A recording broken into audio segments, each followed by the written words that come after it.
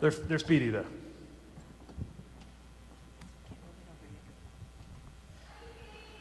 Mr. Secretary, Scott Phones, Iowa Democratic Veterans Caucus Chair for the state. Thank you.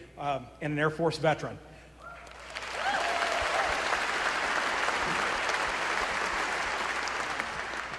The keystone of our nation is rule of law. And every one of us in here understands that implicitly we follow the law. We may not like it, but we're going to follow it, unless it's Highway 13 in the afternoon when you're driving home. That being said, we have an element of due process. And what we're seeing with Garcia and other individuals being denied that due process. Can you please tell the audience here and kind of give them the tools that they need in order to have a conversation to say, this is why due process is so important? Yeah.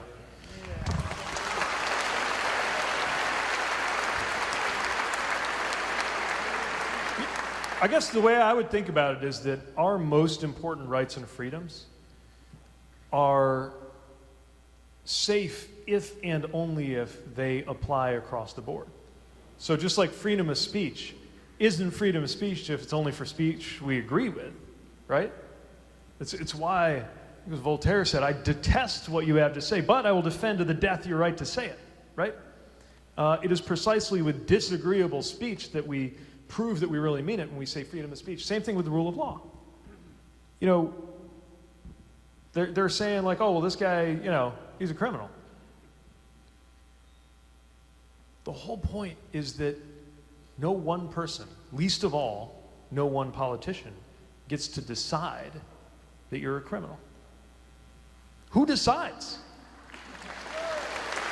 We have a process. We have laws. That's what due process is. You're not a criminal because the head of the government of the country you live in says you're a criminal. Then, if that is the way it works, we are not a nation of laws. The whole Constitution points to a way of making sure that we give people that due process, that we count on that due process. And it can involve, for those who are involved in law enforcement and the judicial system here, it involves probable cause and a jury of your peers. I didn't go to law school. I'm not a lawyer. You shouldn't have to be to know that due process is afforded to everybody, because it is through that due process that our society can make decisions, including challenging decisions about what happens to you if you are in fact held to be in violation of the law. As, ironically, happened to the president himself when he went through probable cause, due process, judge, jury, all that. He got due process.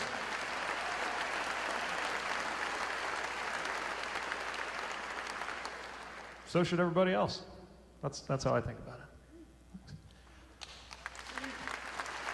All right, we're getting some votes for, sir. I caucused for you 5-6 years ago. Thank you.